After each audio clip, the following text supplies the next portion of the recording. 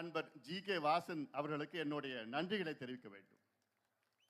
காரணம், இப்படி ஒரு மனிதர் கர்ம வீரர் காமராசர் அவர்கள் நம் மண்ணிலே வாழ்ந்தார். இதை நமக்கு தெரியும். ஆனால் வருகின்ற தலைமுறைகள், அதுவும் குறிப்பாக இன்றைய இளையோர்களுக்கு ஒரு தெரியாத ஒரு செய்தி. நம்முடைய ஐயா தமிழறிவு மணியன் அவர்களை விட்டால் 5 மணி நேரம் கர்ம வீரரை பற்றி பேசிக்கொண்டே இருப்பார். நாம் கேட்டுக்கொண்டே இருக்கலாம். அவ்வளோ செய்திகள் இருக்கிறது. ஆனால் எனக்கு மிகப்பெரிய ஒரு வருத்தம், இன்றைய இளைஞர்களுக்கு அந்த செய்தி போய் சேரவில்லை. அதிலும் வருகின்ற தலைமுறைகளுக்கெல்லாம் இது சேர வேண்டும். காரணம், இப்படி ஒரு மனிதன் நம் மண்ணிலே வாழ்ந்தார். பொதுவாக நாம் அங்கே வாழ்ந்தார்கள், இங்கே வாழ்ந்தால், இந்த நாட்டில் வாழ்ந்தார்கள் என்றெல்லாம் உதாரணம் நாம் சொல்லிக் கொண்டிருக்கின்ற நேரத்திலே நம் அருகில் வாழ்ந்து, நம் மண்ணிலே வாழ்ந்து வெற்றி பெற்றவர் கர்ம வீரர் அவர்கள். இன்று தமிழ்நாடு முன்னேறி இருக்கிறது என்று பார்த்தால் அதற்கு ஒரே காரணம் நான் சொல்வது கர்ம வீரர் அவர்கள் தான். அதாவது சிங்கப்பூர் எடுத்துக்கொள்ளுங்கள். சிங்கப்பூர் இன்று வளர்ந்த நாடு, டெவலப்ட் கண்ட்ரி. அதற்கு அடித்தளம் வகுத்தவர் லீ குவான் ஹூ என்று சிங்கப்பூரின் தந்தையாக நாம் பார்க்கின்றோம். அதே போன்று இன்று தமிழ்நாடு வளர்ச்சி அடைந்ததற்கு காரணமே கர்ம வீரர் காமராசர் அவர்கள் அடித்தளம் போட்டதுதான். இது யாராலும் மறுக்க முடியாது. நம்முடைய ஐயா தமிழறிவு மணியன் அவர்கள் நம் கடந்த கால வரலாறு எவ்வளோ சொல்லியிருந்தார்கள். ராசாசி அவர்கள் 37 சேலத்திலே மது விலக்கு, இந்தியாவிலே முதல் மது விலக்கை கொண்டு வந்தவர் ராஜாஜி அவர்கள். சேலம் அவருடைய சொந்த மாவட்டம், சேலம் மாவட்டத்திலே. அதன் பிறகு ஓபிஆர் அவர்கள் அதை கடைபிடித்தவர். அதன் பிறகு வந்தவர்கள் எல்லாம் அதை கடைபிடித்தார்கள். காமராசர் அவர்களும் கடைபிடித்தார்கள். பக்தோச்சலம் அவர்களும், ஏன் அண்ணா அவர்களும் 2 ஆண்டுகள் அவர்கள் இருந்த நேரத்திலே பூரண மதுவிலக்கை கடைபிடித்தார்கள். ஆனால் அதற்கு பிறகு வந்த கலைஞர் அவர்கள் 1971 அந்த மதுவிலக்கை நீக்கிய பிறகு 3 தலைமுறைகளை நாசப்படுத்தி சின்னாபின்னமாக்கிய கலைஞர் அவர்களும் திமுகவும் நம்மால் மறக்க முடியாது. கர்ம வீரர் அவர்கள் இன்று அவர்களை பற்றி பேச முழு தகுதி உள்ள ஒரு தலைவர் எங்களுடைய மருத்துவர் ஐயா அவர்களை நான் சொல்கின்றேன். எங்கள் கட்சி பாட்டாளி கட்சியும் நான் சொல்கின்றேன். காரணம், 2003 கர்ம வீரர் அவருடைய 100ஆண்டு விழா. அப்பொழுது காங்கிரஸ் கட்சி, அதன் பிறகு ஒரு கட்சி அவருடைய 100ஆண்டு விழாவை கொண்டாடியது என்று பார்த்தால் அது பாட்டாளி மக்கள் கட்சி என்று கொண்டாடியது. அது மட்டுமல்ல, பாட்டாளி மக்கள் கட்சியினுடைய அடிமட்ட கொள்கையும் கர்ம வீரர் அவருடைய அடிமட்ட கொள்கையும் ஒன்றுதான்.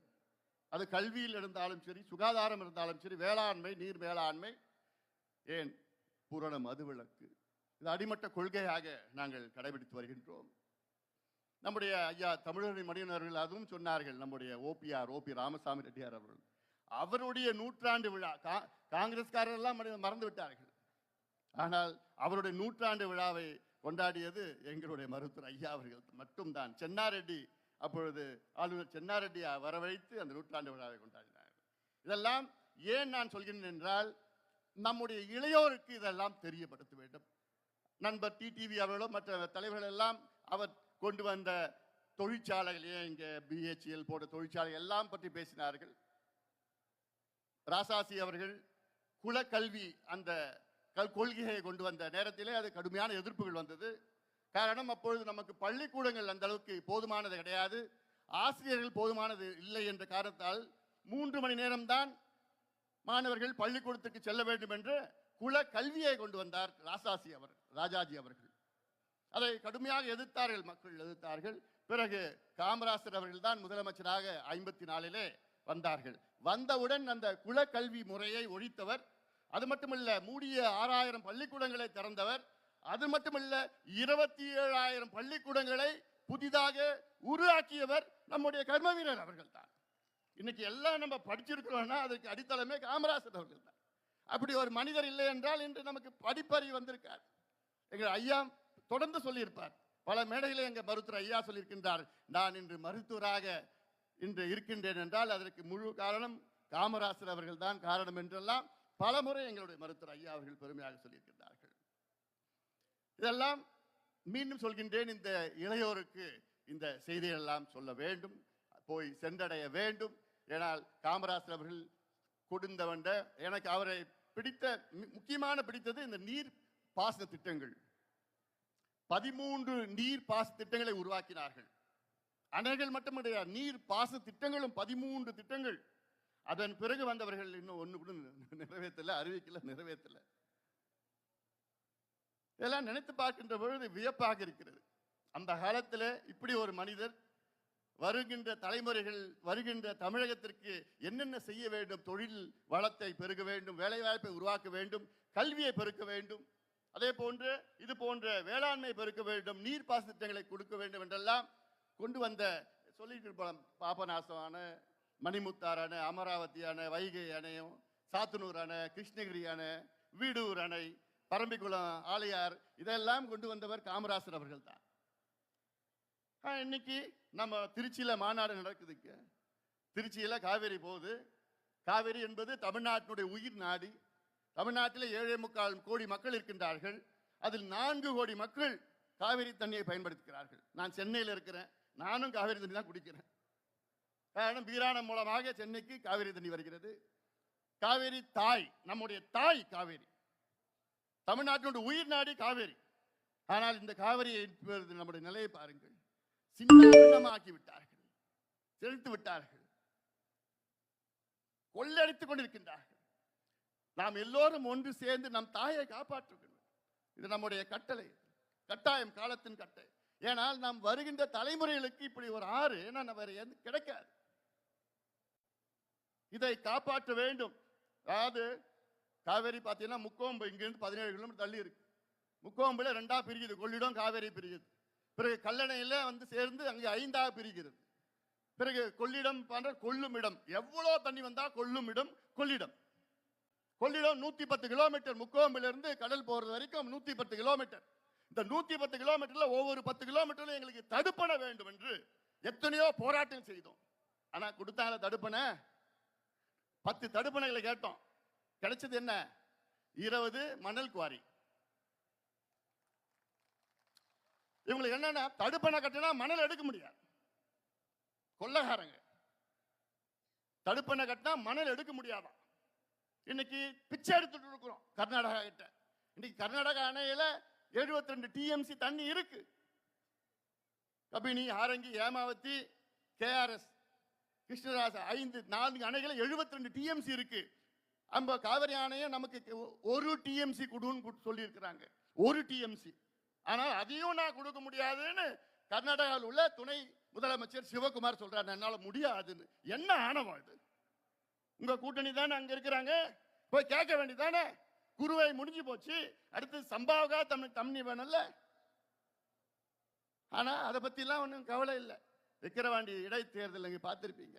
வந்து காசை கொடுத்து, பொருளை கொடுத்து, அதாவது ஆடு மாடியில் தான் நம்ம பட்டியல் அடைச்சு வச்சிருப்போம். ஆனா விக்கிரவாண்டியில பெண்களை, மனுஷனை பட்டியல் அடைச்சு வச்சிருக்கிறாங்கன்னா என்ன கலாச்சாரம்? எங்க போயிட்டு இருக்கிறோம் நம்ம? நாங்க கூட்டத்துக்கு போனா 5 மணிக்கு கூட்டம் போனா 4 மணிக்கெல்லாம் 500, 1000 கொடுத்து பெண்களுக்கு வேற வழியில கூட்டிட்டு போய் அங்க போய் அடைச்சு வச்சிருப்பாங்களாம், எங்க கூட்டத்துக்கு வரக்கூடாதுன்னு. இதுதான் திராவிட மாடல். அதெல்லாம் கன்றாவி மாடல் அதெல்லாம். ஆனா நம்ம சகித்துக் கொண்டிருக்கின்றோம். பொதுமக்கள், தமிழக மக்கள் எவ்வளவு காலமா சகித்துக் கொண்டிருக்கிறது. ஒரு மாற்றம் வர வேண்டும். இவர்களுக்கு நிர்வாகத்திற்கு இவர்களுக்கு சம்பந்தமே கிடையாது. சமூக நீதிக்கும் இவர்களுக்கு சம்பந்தமே கிடையாது. நீர் மேலாண்மைக்கு இவர்களுக்கு சம்பந்தமே கிடையாது. கல்விக்கு இவர்கள் என்ன சம்பந்தம் இருக்கிறது?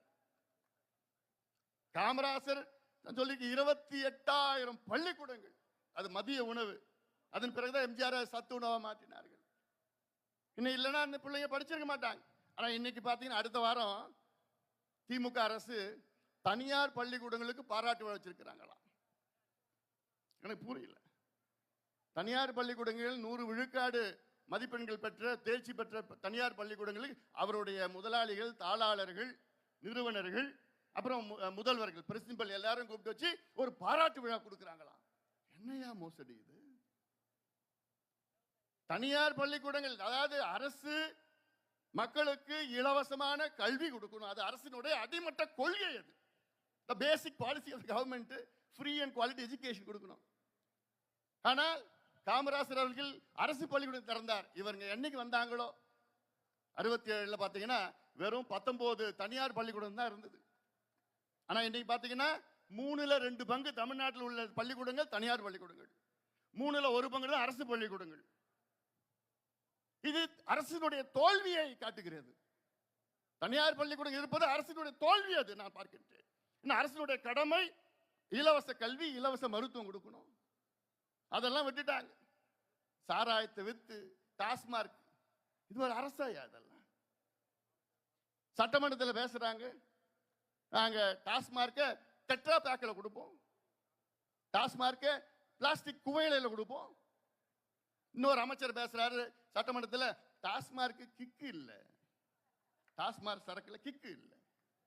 யாரை போய் கேட்கணும்? இதை டிஆர் பாலு கிட்ட தான் போய் கேட்கணும், ஜெகத் ரக்ஷன் கிட்ட போய் கேட்கணும்.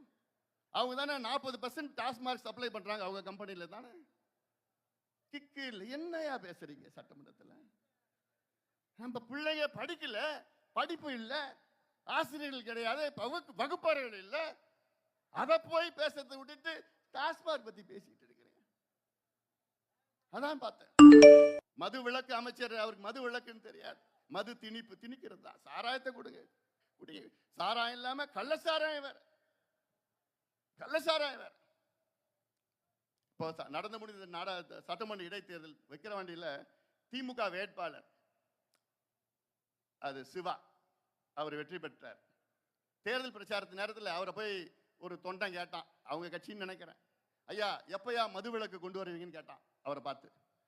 அவர் என்ன உடனே, ஏய் என்னையா கேட்குற, நீ போய் மோடியை கேளு, மத்திய அரசு தான் சொல்லணும், மத்திய அரசு தான் அறிவிக்கணும் அப்படின்னு திமுக உடைய வேட்பாளர் அந்த அவனை பார்த்து சொல்றார்.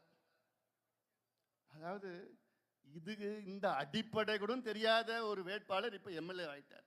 இதுதான் தமிழ்நாடுடைய தலையெழுத்தியா? தலையெழுத்து. மது விலக்கு, மது என்பது மாநில பட்டியல் இருக்கு, மாநிலம் தான் முடிவு செய்யணும்.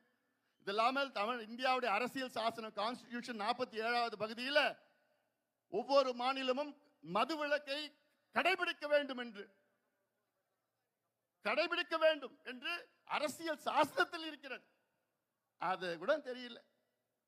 அதனால்தான் இந்த நிலையில் நம்ம தமிழ்நாடு இருக்கிறோம். அந்த காலத்தில் கர்மவீரர் அவர்கள் எந்த வேட்பாளர், காங்கிரஸ் கட்சி தலைவராக இருந்தார், அதனால்தான் அவர் தான் வேட்பாளரை அறிவிக்கணும். அவர் எந்த வேட்பாளர் அறிவித்தாலும் மக்கள் வாக்களித்தார்கள். சின்னத்தை பார்த்து தான் அன்னைக்கு காலத்தில் வாக்களிச்சாங்க, வேட்பாளர் எல்லாம் பார்க்கல. ஏன்னா காமராசர் அவர்கள் நல்ல வேட்பாளர், நியாயமானவர், நேர்மையானவர், தகுதியானவர் மட்டும்தான் நியமனம் பண்ணுவார் என்று மக்களுக்கு தெரிஞ்சது அந்த காலத்தில். அதனால எந்த வேட்பாளர் பத்தி கவலை இல்லை, சின்னத்தை பார்த்து கை சின்னம் பார்த்து ஓட்டு போட்டாங்க. ஆனா இந்த காலத்துல அப்படி ஒரு நிலை இருக்கா? வேட்பாளரை பார்த்து மக்கள் இன்னைக்கும், ஆனா இன்னைக்கு மக்களும் இன்னைக்கும் சின்னத்தை பார்த்து தான் வாக்களிக்கிறாங்க, வேட்பாளரை பார்த்து வாக்களிக்கிறது கிடையாது. இல்லைன்னா நமக்கு நல்ல வேட்பாளர் கிடைச்சிருப்பாங்க. நினைச்சு பாருங்க, நடந்து முடிஞ்ச நாடாளுமன்ற தேர்தலில் 39 பேர் போயிருக்கிறாங்க. அவங்கள பத்தி யாருக்காவது ஏதாவது தெரியுமா? படிச்சவங்களா, பண்புள்ளவங்களா, நேர்மையானவங்களா, நாணயமானவங்களா, ஏதாவது பேசுவாங்களா? நாடாளுமன்றத்தில் போய் பேசுவாங்களா? இதுதான் தமிழ்நாட்டினுடைய தலையெழுத்து. மாறி போச்சு, எல்லாமே மாறி போச்சு. பார்த்தாலும் லஞ்சம், ஊழல், கொள்ளன்னு மாறிட்டு வருது. ஒரு மாற்றத்தை நாம் கொண்டு வர வேண்டும். அது நம்மால் மட்டும்தான் முடியும், வேற யாரும் எதிர்பார்க்க முடியாது. அதனால நாம் எல்லோரும் ஒன்று சேர்ந்திருக்கின்றோம். இன்னைக்கு நம்முடைய காமராசர், நம்முடைய கர்ம வீரர், நம்மில் ஒருவர். நினைச்சு பாருங்க, ஒரு தமிழன், பச்சை தமிழன் காமராசர் நம்முடன் வாழ்ந்தவர். நமக்கு எல்லாம் எவ்வளவு பெருமை. இந்த பெயரை வருகின்ற காலமெல்லாம் நாம் எடுத்து சொல்ல வேண்டும். அப்போதுதான் இளைஞர்களுக்கு புரியும், ஓ இப்படிலாம் இருந்திருக்காங்களா. ஏன்னா இன்னைக்கு இளைஞர்கள் என்றால் ஒன்று ஃபோனில் பார்த்து இன்னைக்கு கிரிக்கெட்டா, இன்னைக்கு என்ன சினிமா, அந்த சினிமா 1000 கோடி போயிடுச்சு, இந்த சினிமா ஓடவே இல்லை, இதுதான் பேசிட்டு இருக்கிறாங்க. தவிர இதை பற்றி என்ன செய்யணும்? நல்ல ஒரு தலைவர்களை தேர்வு செய்யுங்கள் தமிழக மக்களே. நல்ல தலைவர்கள் தேர்வு செய்தால்தான் உங்களுக்கு நல்ல ஆட்சி கிடைக்கும். இதை இளைஞர்கள் புரிந்து கொள்ள வேண்டும்.